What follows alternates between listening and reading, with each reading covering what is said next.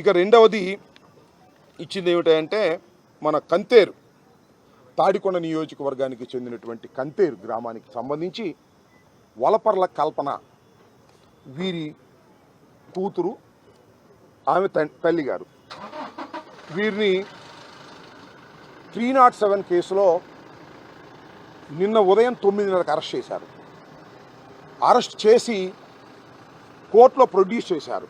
నిన్ననే 3:30కి ఉదయం 3:30కి తెల్లారుగావున 3:30కి ఆమెను అరెస్ట్ చేసి మంగళగిరి కోర్టులో ప్రొడ్యూస్ చేశారు. మంగళగిరి కోర్టు వారు 307 కేసు అయినందువలన ఆమెని రిమాండ్కి పంపించడం జరిగింది. ఆమెతో పాటు మరొక ముగ్గురిని కూడా రిమాండ్కి పంపించడం జరిగింది. దీనిలో మేము ఇవాళ ఎస్పీ గారికి రిప్రజెంట్ చేసింది ఏమిటంటే వాసు అనే తాడికొండ సిఐ గారు వీళ్ళ ఇంటికి వెళ్ళి అర్ధరాత్రి అంటే తెల్లవారుజామున 3-3:30 మధ్య కాలంలో సుమారుగా 40 మంది పోలీసులతో వెళ్ళి వారిని బలవంతంగా కారు ఎక్కించుకుని రావటం జరిగింది. ఆ సందర్భంలో నేను నైటీలో ఉన్నాను కాబట్టి మీరు చీర మార్చుకునే అవకాశం ఇవ్వండి అని అడిగినా కూడా మార్చుకునే అవకాశం ఇవ్వకోకుండా రాత్రిపూట 3-3:30 మధ్య కాలంలో ఆమెని బలవంతంగా అరెస్ట్ చేసి తీసుకురావటం జరిగింది. దీనిలో మేము చట్టము తప్పుపడుతున్న అంశం ఏమిటంటే ఒక మహిళను though she is a criminal not, that is a different matter. అది ఆమె క్రిమినలా కాదా, నేరం చేసిందా లేదా అనేది చట్టం న్యాయం నిర్ణయిస్తాయి. అరెస్ట్ చేయవచ్చు, తప్పులేదు. అయితే ఒక మహిళను పోలీసు వారు అరెస్టు చేయాలి అంటే సుప్రీంకోర్టు గైడ్ లైన్స్ కానీ చట్టం కానీ చెప్తున్నది ఏంటంటే సూర్యాస్తమయం లోపు సూర్యోదయం తరువాత మాత్రమే చేయమని గైడ్ లైన్స్ ఉన్నాయి. రాత్రి 3:30కి అరెస్ట్ చేశారు. 3:30కి అరెస్ట్ చేసి అప్పుడు తీసుకెళ్లారు.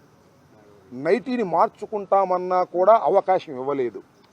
ఇది దారుణం, ఇది అన్యాయం, ఇది చట్ట వ్యతిరేకం. ఇది పోలీసు వారు తమరు చట్టాన్నే చేతుల్లోకి తీసుకునేటటువంటి ఒక ఘోరమైన తప్పిదం అనేది ఇక్కడ మేము చెప్పదలుచుకున్నటువంటి విషయం. చిత్రం ఏంటో తెలుసా? కోర్టులో రిమాండ్ రిపోర్ట్లు ఏం పెట్టారు తెలుసా? 6:30కి సూర్యుడు ఉదయించిన తర్వాత అరెస్ట్ చేసినట్టు పెట్టారు. It's a false. కాబట్టి ఆ సిఐ గారి మీద తక్షణమే యాక్షన్ తీసుకోండి డిపార్ట్మెంటల్గా అనే విషయాన్ని వారు వెళ్ళి ఎస్పీ గారికి రిపోర్ట్ చేయడం జరిగింది, రిప్రజెంటేషన్ ఇవ్వడం జరిగింది. మరి యాక్షన్ తీసుకుంటే వెల్ అండ్ గుడ్. కోర్టు వారు కూడా వలపర్ల కల్పనని అడిగారు, అమ్మా ఎన్నింటికి తీసుకొచ్చారని. అయ్యా 3:30కి తీసుకొచ్చారు రాత్రిపూట ఆమె చెప్పింది, రికార్డ్ చేసుకున్నారు. నాకు తెలిసి కోర్టు వారు కూడా ఎస్పీ గారికి సిఐ మీద యాక్షన్ తీసుకోమని ఒక మెమో కూడా ఇవ్వటం జరిగింది. సరే, యాక్షన్ తీసుకుంటారా తీసుకోరా that is a different matter. అది వారు తేల్చుకోవాల్సిన విషయం. ఏ విధమైన యాక్షన్ తీసుకోకపోతే మేము చేయగలిగింది ఒక్కటే, మళ్ళా హైకోర్టుకు వెళ్ళి హైకోర్టును ఆశ్రయించటం. నా కేసులో కానీ ఈ వలపర్ల కల్పన విషయంలో కానీ హైకోర్టుకు వెళ్ళి ఆశ్రయించేటటువంటి కార్యక్రమం చేస్తాం. ఇవాళ నేను చాలా స్పష్టంగా ఈ సందర్భంలో చెప్పదలుచుకున్నది ఏమిటంటే, సరే మహిళల్ని అరెస్ట్ చేస్తున్నారు, కేసులు పెడుతున్నారు. సరే, మీరు కేసులు పెడుతున్నారు కాబట్టి నేరస్తులు కాదు తర్వాత సంగతి. ముందు అరెస్ట్ చేస్తున్నారు, బెయిల్ రాకుండా చేస్తున్నారు పోలీసు వారు, that is a different matter.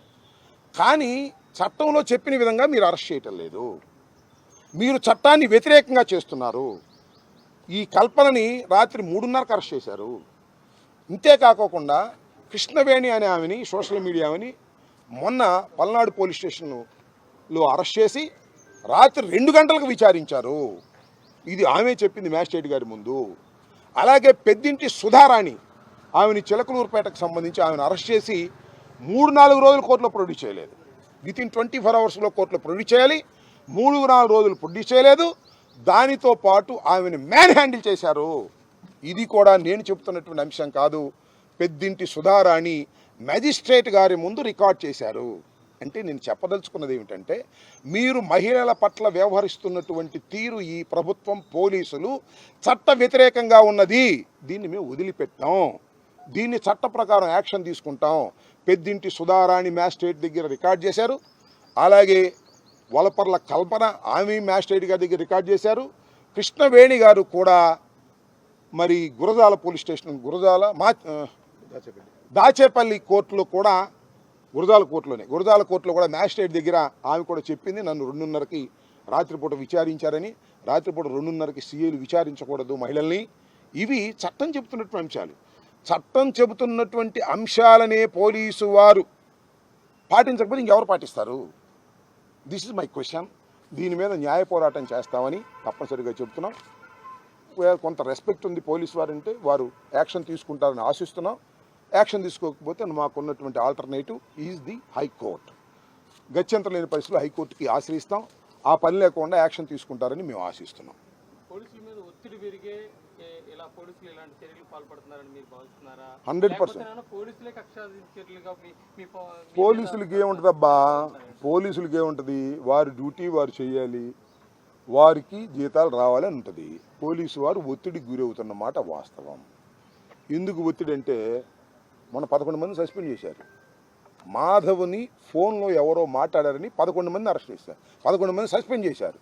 ఇప్పుడు కూడా అదే, రాత్రిపూట వెళ్ళి పట్టుకురాకపోతే సస్పెండ్ చేస్తారని భయపడుతున్నారేమో వాళ్ళు. లేదు, నాకు ఫోన్ చేస్తే నేను ఎత్తితే భయపడుతున్నారు. అయ్యా మీరు చేయమాకండి సార్, మాకు చాలా ఇబ్బందిగా ఉంది అని మాట్లాడుతున్నారు. నిజం, ఇట్ ఇస్ ఎ ఫ్యాక్ట్. వాళ్ళ పేర్లు నేను చెప్పలేను, ఎందుకంటే వాళ్ళు సస్పెండ్ అవుతున్నారు.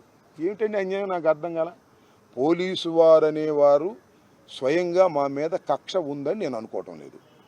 వారి మీద ఒత్తిడి ఉంది, భయంకరమైన ఒత్తిడి ఉంది. నేను చెప్పింది చేయకపోతే, రాంబాబు మీద నీ కేసు పెట్టకపోతే నేను పంపించి ఇంకోటి పెట్టుకుని ఆయన చేత కేసు పెట్టుకుంటాం అని అంటున్నారు. అందుకని భయపడుతుంది. ఎందుకు వచ్చిన కేసు పెట్టేద్దాం రాంబాబు గారి మీద అన్యాయం అనేది పెట్టేస్తున్నారు. లేకపోతే వలపర్ల కల్పనని రాత్రి 3:30కి వెళ్ళి అరెస్ట్ చేయాల్సిన అవసరం ఏంటండి? పోలీసు వారు చట్టం తెలియదా? వాళ్ళకి తెలియదు అనుకున్నావా? సిఐ వాసుకు చట్టం తెలియదా? తెలుసు. కానీ అప్పుడు తీసుకెళ్ళకపోతే పైన ఎవరో ఊరుకోవట్లేదు అనమాట. ఆయన కొంప మీద తెచ్చుకుంటున్నాడు. నేను పోలీసు వారికి చెప్పేది ఏంటంటే, మీరు చట్ట ప్రకారం వెళ్ళండి. ఆయన చట్ట ప్రకారం వెళ్ళకపోతే మేము మిమ్మల్ని ఊరుకోం, మేము న్యాయస్థానాలకు వెళ్తాం. చట్ట ప్రకారం మీరు వెళ్ళారా, వాళ్ళు ఊరుకోరు, మిమ్మల్ని సస్పెండ్ చేస్తారు. ఇంతేగా, తేల్చుకోండి. మీరు ఇలాంటి సంకట పరిస్థితిలో ఉన్నారు. ఇది ఈ ప్రభుత్వానికి మంచిది కాదు. పోలీసు వారు కొంతమంది ఉన్నారు, అసలు వాళ్ళే మా మీద కక్ష పెట్టిన ఉండాలి, వాళ్ళు తక్కువ. కానీ పోలీసు వారు చాలా ఒత్తిడికి ఫీల్ అయ్యి ఆ ఒత్తిడిని తట్టుకోలేక మా మీద అనవసరంగా చేస్తున్నారు. కానీ శిక్ష పడేది వాళ్ళకే, గుర్తుపెట్టుకొని వదిలిపెట్టం. చట్టాన్ని వ్యతిరేకించినా, చట్ట పరిధిలో పని చేయకపోయినా వాళ్ళు చెప్పిన వాళ్ళు ఎవరు కనపడరు, వీళ్ళే దొరుకుతారు. ఈ విషయాన్ని గుర్తుపెట్టుకోమని చెప్తాను. 307 కల్పన మీద, మరి కొంతమంది మహిళల మీద 307 పెట్టారు. అటెంప్ట్ టు మర్డర్ కాదు, అసలు మర్డర్ పెడదాం ఉన్నారు. డెడ్ బాడీ దొరకల, వాళ్ళకి దొరికితే పెట్టేస్తారు. అవతల వాళ్ళకి ఏమైనా గాయాలు ఉన్నాయా? ఒక గాయం కూడా లేదు. అవతల హాస్పిటల్లో ఉన్నారా? హాస్పిటల్లో లేదు. అవతల ఏమైనా డాక్టర్ సర్టిఫికేట్ తీసుకున్నారా? అది కూడా లేదు. 307 వేసేశారు, కోర్టులో ప్రొడ్యూస్ చేశారు, మ్యాజిస్ట్రేట్ గారు రిమాండ్కి పంపారు. ఇక బెయిల్ కోసం మేము తండాలు పడుతున్నాం. బెయిల్ లేట్ అయింది. ఈ లోపలే వీళ్ళ రోగం కుదిరిదిలే ఆడవాళ్ళని తీసుకెళ్ళి లోపలేసేటటువంటి పరిస్థితికి ఈ ప్రభుత్వం, కూటమి ప్రభుత్వం దిగజారిపోయింది. దీనిలో చివరికి శిక్ష పడేది పోలీసు వారికే తప్పు చేస్తే. కానీ పోలీసు వారు చెయ్యని నేరానికంటే ఎవరు ఒత్తిడికో చేసిన నేరానికి మీరు బలవుతున్నారు నాయన పోలీసు వారు, గుర్తుపెట్టుకోమని మాత్రం వారికి చెప్పదలుచుకున్నాను సలహా. ఇవాళ మేము ఉంటాం, రేపు ఇవాళ వాళ్ళు ఉంటారు, రేపు మేము వస్తాం. నిన్నంతా ఎవరండి, ఆంధ్రజ్యోతిను ఈనాడు దర్జాగా మాకంట అక్కడ ఏంటిది రాసమర్యాదలు చేశారంట. చెట్టు కింద ఇట్లా కూర్చున్నాం, 2 చైర్లు ఉంటే ఆ 2 సిఐది డిఎస్పీ దాని దాని మీద రాసి ఉందా? ప్లాస్టిక్ చైర్లు. అక్కడ చైర్ ఉందండి, వెళ్ళి కూర్చుంటాం కాదంటారా? మేము మంత్రులు చేసిన వాళ్ళమే. దానికి ఈనాడికి ఆంధ్రజ్యోతికి పాపం ఆయన చనిపోయాడు అనుకో, రామోజీరావు గారు. ఇప్పుడు ఆయన అబ్బాయి ఉన్నాడు రాధాకృష్ణకి. అసలు మేము మంత్రులు చేసిన వాళ్ళని చెట్టు కింద చైర్ వేసి కూర్చున్నా కూడా భరించేదట్లేదు. అంటే ఊరిని నుంచోవాలేమో మేము కూడా వెళ్ళి. ఏమిటిది నాకు అర్థం కాల. దుర్మార్గంగా ఉంది వ్యవహారం. అందువల్ల నేను ఈ విషయాన్ని మీకు ప్రత్యేకంగా చెప్పాల్సిన అవసరం లేదు. పోలీసు వారు ఒత్తిడి గురై ఏమైనా తప్పులు చేస్తే పోలీసు వారే శిక్షించబడతారు తప్ప లోకేష్ ఒత్తిడి చేసి పెడితేనో లేకపోతే ఇంకోళ్ళు పెడితేనో వాళ్ళు ఏమి శిక్ష పడాలి, తప్పు పోతారు రేపు. అది గుర్తుపెట్టి. మాకు కూడా ఏంటంటే కొన్ని చోట్ల నమస్కారం పెడుతున్నారు పోలీసు వారు అక్కడక్కడ. ఆ నమస్కారం పెడితే వాళ్ళు ట్రాన్స్ఫర్ చేసేటట్టు ఉన్నారు. ఎందుకంటే నమస్కారం అంటే మీరు వాళ్ళందరూ మా దగ్గరికి వచ్చిన వాళ్ళే కదా. డిఎస్పీలు, సిఐలు ఎస్ఐలు మా దగ్గరికి వచ్చి నమస్కారం పెట్టి పోస్టింగ్ అడగలేదా మేము ఇవ్వలేదా? మాకేమైనా కొత్త? మళ్ళీ మేము రావా? మళ్ళీ మా దగ్గర రారా? అరే గౌరవాన్ని ఇచ్చి పుచ్చుకుంటే అది తప్పు అయిపోయినట్టు ఆంధ్రజ్యోతి ఈనాడు పెద్ద పెద్ద పుంకాలుగా వార్తలు రాస్తున్నారు. వాళ్ళ కర్మ ప్రజలు అర్థం చేసుకోవాలని ఈ సందర్భంగా కోరుతున్నాను.